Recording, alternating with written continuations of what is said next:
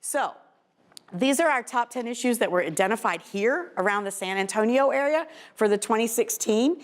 And these are typical, like I said, most of them are educational. I will tell you the EF&P realm is not included in this because I could give you top 50 issues regarding EF&P and military students, okay? But that is a part of what we do, okay? So this is some of the things that our military families run into here, right at Joint Base San Antonio. And I'm just gonna stay on this really quickly and then we'll move forward. Magnet school admission. When our families PCS, which is what we're talking about right now, they move from place to place, okay? And we do use a lot of alphabet acronyms. So if I speak alphabet soup and you don't know what I'm saying, please stop me and I will articulate what it actually means. PCS means permanent change of station. That means moving from one station to the next or one duty station to the next, okay? So with a magnet school lottery, when we have a family that gets orders and they're due in, magnet school lotteries are here in February. They're getting ready to prep up for next school year. Our families may not know they're coming to San Antonio until June, July, even August. Well, that child has missed that opportunity. So that's an issue for us here. Early college high school admission. We have a student right now that's inbound from Virginia. She is in an early college high school. Is everyone familiar with what I'm saying when I refer to early college high school? It's one where they're getting, by the time they finish high school, they get their associate's degree, okay? We have a child that's inbound right now from Virginia. She is in an early college high school. They are moving, guess when? Spring break. So guess what? She is losing every bit of credit that she has earned in that high school and in that college course moving into San Antonio during that time frame. Because the colleges here can't accept her because it's not a reciprocal thing, okay? So what do? Those are the issues that our office helps fight and help work through, okay? So anticipated move contracts. I could tell you that when our families come in, they're assigned to a certain area or certain contract quarters or quarters on the base. Well, with the way Texas is written and the Texas laws go, and this just shows you some of the things they go through. We have a family that came in. They stayed in Lackland. They were assigned to Lackland. They stayed in Lackland lodging, so they were in the hotel, whatever you want to call it, on Lackland, right? They were there for 2 weeks. They had to vacate Lackland lodging and move to a contract lodging outside the gate because there was no room at the end for the next 2 weeks because something else was going on. So that child had to disenroll from school and roll into Northside because the contract quarters was now in Northside. So they stayed there for 2 weeks until they found their forever home, which they're still in, and moved to a third school within 6-week time frame. That's laws that we can't control, but we can help navigate that system. But those are just some of the things. So again, some of these kids that you may be seeing, again, it all started here, right? It all started with this move because I didn't want to come. Because you know what? I left my boyfriend back, okay? And he's my world, okay? Or, you know, I left my best friend who's been with me since kindergarten. Or I left Grandma and Grandpa. Grandma and Grandpa have always been there for me. They've always been there. We always got to do things together, and now I got to move where? And I got to do what? And I'm going from a school where I was in a class of 175, and I'm going to a school with a class of 775? Have you lost your marbles? Happens every day.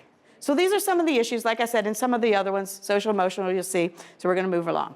Okay, this is a tidbit for a law that is in place now for our military families, okay? We're going to talk a little bit about it and kind of give you some guidance on this. It has 4 articles, okay? In that 4 articles, this allows for these transitions to be a little bit smoother, okay? A little bit helpful. And I want you guys as advocates and as people that understand military and are working with them to know about these things because it's important for us to be able to advocate for them and to say, hey, you know what? I know you've got this going on, but I think there's something else that we can do. And again, send them back to us. Connect with us and we'll walk you through it. We'll say, hey, you know what? You've got this issue. Absolutely. The Interstate Compact applies and this is how we're going to handle it, okay? So with the transition, they can get their unofficial copies. They can do immunizations. With the immunizations, we all know that no shots, no school, no kidding. Military have 30 days to get it done because of our transitional piece. Kindergarten or first grade entrance age, if we have a family that's coming in from the state of Alabama, say, and they are in kindergarten in Alabama, but they're still 4 years old because Alabama's cutoff date is December 31st. and they move here to Texas, and ours is what, September 1, right? They're mandated by this law to be placed into that class. And that's why, fast forward that 10 years, that's why my other daughter, not this one, but my other daughter, was the baby of the class. She graduated at 17 and started college at 17 because of the way our movements had happened during her K through 12 career. So those are some of the things for that. The placement and attendance, it allows our families that if they're coming in and say, for instance, they're taking Chinese 3 and they move into a school district that doesn't have Chinese 3, they're mandated to find that and they're mandated to pay for it. And we will help that. We will help. So that way it alleviates them having to take courses over and over and over again. Now, does it always work? No, sometimes it doesn't. But we try our best, and 9 times out of 10 we can make it happen, okay? The other thing is special ed services. Spec ed services are across the board. What they're getting in one district, they should be getting in another, but we all know how that works. It all comes down to this, and sometimes it doesn't work that way. But that's when we would immediately tell you, yes, the Interstate Compact does apply, but I want you to contact your subject matter experts who are here in the room with you, our EF&P family support coordinators, and they have the ability to help us work through some things with us, okay? So again, you know, we all know how the Medicaid is late here. I mean, where it's 10 years long here, et cetera, et cetera. So all of those things are facets, okay? So excused absences during deployments, when we have families deployed, they get the 5 days excused absence in the school district per year, per deployment, authorized. The big one for eligibility is if they move in, if they're deploying and they move in with mom or dad or aunt or uncle or the friend down the street, because that happens all the time. If we have a dual deployment, guess what? Guess where the kid goes? To a friend, or it has to leave school and go to grandma, grandpa 3 states over, okay? So they're gonna try to keep it normal. But because of this, we are able to have them register off of a power of attorney. They are able to choose what school they have to go to, et cetera. So there's lots of bonuses with this law. The biggest one we see here is graduation. We normally average over 20 to 30 kids per year that graduate under the Interstate Compact. What this allows for us to do is it allows for those kids that are coming in that are juniors or seniors and they're not meeting Texas requirements, we can graduate them from their losing school. We have 5 right now in Northside that we're working.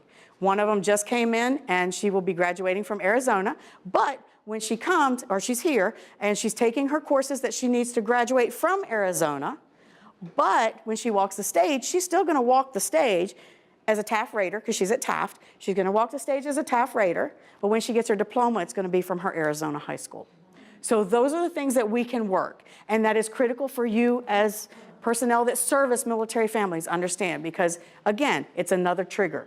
It's another it's another plus that we can wipe it out and say, hey, we have this available to you. So now let's talk about the big one, deployments. Well, when it comes down to deployments, you could have 30 days notice, you could have 120 days notice, or when my husband and I deployed for Desert Storm, we had 6.5 hours to be the plane. And now, think about that with kids. Luckily at that time, all we had was our fuzzy buddies, which were 4-legged friends. We did not have our blessed children that we have now. So it was easy for us. But add children into that mix. Add the fact that we were in New Jersey and our closest family members were 5 states away. Add into the fact that now, if we had had a special needs child, add into the fact if I'm a single parent. Look at all those triggers those flags that just started flying up everywhere. And guess what? We got called at 8 o'clock at night and we were on a plane by 3 a.m. in the morning. So it was overnight. Kids might have been in bed. It is what it is.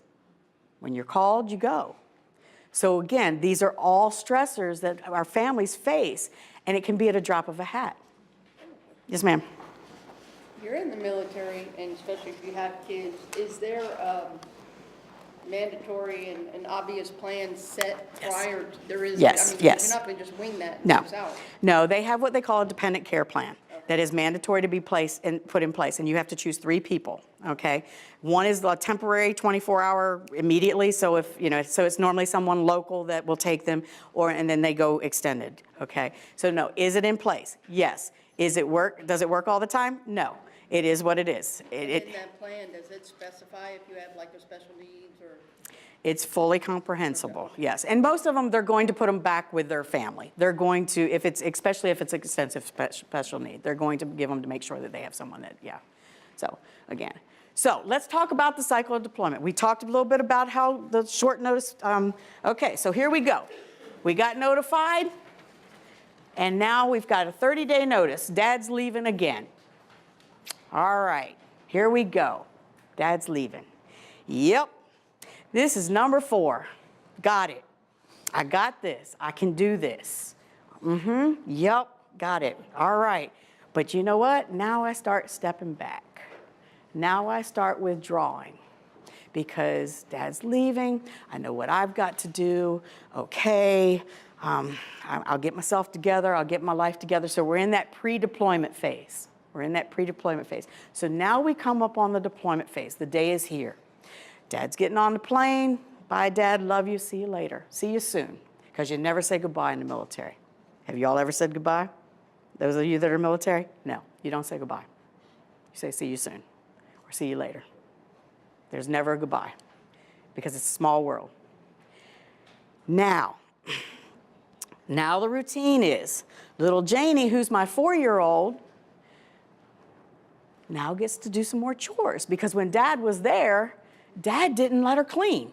She's my baby. She's my angel. Girl, you don't do nothing like that. Your mom's got that. All is good. All is good, okay? And then you got the junior in high school who's going after a baseball scholarship, who's the man of the house now because Dad's gone. So he's going to assume that role. And he's going to be like, okay, well, great. Because now I have to give up my extra baseball practice that I do because now I have to take the princess to her dance class, you know, and oh my gosh, what am I going to do? How do I make this work? And then there's Mom, because now Mom cries a lot. She's a little bit more agitated, so we have to kind of be cool about it because, you know, we're getting under her skin and we know this and it's okay, but now what we do, so now we're trying to find that stabilization again. We're trying to find that new routine. Now we're finding that new routine and we're 30 days into it. Hey, we're starting to loosen up. We're starting to feel this. We've got this. All right, we got this. Now we're at the 60-day mark. Hey, we got this down to, you know when you go, you know what you do, you know what you do. We got it going on. Little Janie's just a cleaning up a storm. She's the clean queen, man. She's got the vacuum out every day. She's doing her thing, right? Little Johnny's playing his baseball. He's still getting his baseball in, but he's struggling, but his grades are staying up and everything. So now we hit that new routine. This is good. Life is good. We're at the 120-day mark. Dad comes home next week. Okay, well, we're starting to move into that reunion and reintegration phase. We're starting to feel, yes, we're excited. Yes, Dad's coming home, because for Johnny, you know what? I get to play baseball again, and I don't have to worry about this. And for Janie, I get to do everything, and I get to show Dad all my new stuff that I get to learn. And oh my gosh, this is awesome. How do we fix this? Yes. And for Mom, yes, thank God I finally have someone that I can talk to, and you know, all of those factors, right? Okay, so now, one of two things happen. We're 24 to 48 hours out and the phone rings. Babe, I just got extended for another 90 days. Okay, sure. Okay. Or I'll see you in a couple weeks. I'll see you in a couple days. Okay, so now we're going to play the see you in a couple days scenario out. All right, so now we're in that reunion reintegration phase. Oh my gosh, this is super. I am so excited. Here comes Dad off the plane. Yes, yes, yes, this is cool. Hey, Daddy, how you doing? Hey, how you doing? But it's a little bit distant, a little bit distant. We get home and we're eating dinner and things are life is good. But wait a minute, Janie, what do you think you're doing? How are you cleaning? You are my princess. You don't clean. Well, Mommy let me. What? What? Yeah, I learned all these new skills and Mommy let me. Really? This is cool, Dad. Well, you know what? Stop it. Stop it. Because you're not going to do that. And what do you mean, young man, that you have been missing baseball practice? That is your bread and butter to get to school. You're going to get that scholarship. How is this going to work? Wow. Okay, so now let's play Janie. Well, what did I do? What did I do? What was wrong that I did? Because now I hear mommy crying in the middle of the night. Because now we're moving into that equilibrium. Now mommy's crying every night. I hear mommy and daddy arguing quite a bit. Or, wow, dad's not the same. He doesn't feel the same. Something's off. Or, dad came home without a leg. And mom came home without an arm. Or dad wakes up screaming in the middle of the night. And I don't know why. I can't help him. What do I do? So you have all of that coming back, all of those emotions. And that's just from the family side. Think about it from the military member side. I will be very honest with you, PTSD is running heavily through our families, from the top to the bottom. My husband was just diagnosed, and he's been retired now for 10 years. And it come back when he was driving down Highway 90. He was driving down Highway 90 and saw a patch that was like, oh yeah, no, this is Iraq. No, it's not. So it happens. We have kids that are starting to show those symptoms because, again, just like with active duty, they are living, eating, and breathing it every day. So what's happening is and I'll give you another perfect example. We had a young student who the family had moved out south of San Antonio, and they had purchased a ranch because they wanted to be out in the country, a little bit quieter. And he had severe PTSD. And what ended up happening was when they went to pick up the child at the school, he started reacting, because we all know how the bus lanes and the drive lanes are with the moms, right? Yeah, we're elementary school. I'm talking elementary school. Come on, y'all, remember that. You know, remember those things, right? That those elementary school lines can be just like 410, driving down at rush hour, okay? And so dad had a reaction, and the school didn't know what to do. So they called us in, and we did some training for them. So again, it's those type of things, understanding it, getting to know who your military families are, that you're dealing with a military family.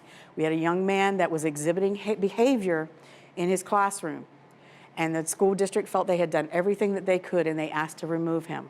They talked to mom, and mom was like, I understand, there's nothing you can do anymore. We'll move him. I don't know what's going on. I'm not sure, etc. Okay, that afternoon, or 2 days later, after they had signed the paperwork to transfer to the next school, they saw the administrator saw him in HEB. And at HEB, mom was walking down the aisle with a cart, and the young man ran up to him, just like our young kids do, and give him a hug. It was phenomenal. Hey, how you doing? Because his Friday was his last day of school, so he still had a couple of days. Remember, I didn't say anything about dad. Dad turned the corner. He was a double amputee and burned with over 75% of his body, and had just been released from BAMC. That child didn't have an issue. He was trying to find that new normal. That was his new normal. So it's critical that we know who our military families are, and like I said, situational awareness. It's not about being given special privileges. It's about understanding some of these things that you may not see on the outside, but it's going on, and has been going on, and continues to go on. So you will see here, this talks about our children with our mental health. Depression is seen in 1 out of 4 kids, okay? You will see that 37% with a deployed parent report that they're worried about their caretaker. They're worried. Because why? Social media and news makes things twice as big as what it really is. And even in a kid's world, it's even 4 times bigger, because our kids' world are huge.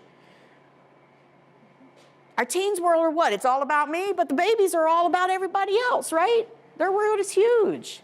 So again, it's those type of things. Media coverage is killing us. So again, it's getting to make sure that we know and understand what's going on with our families.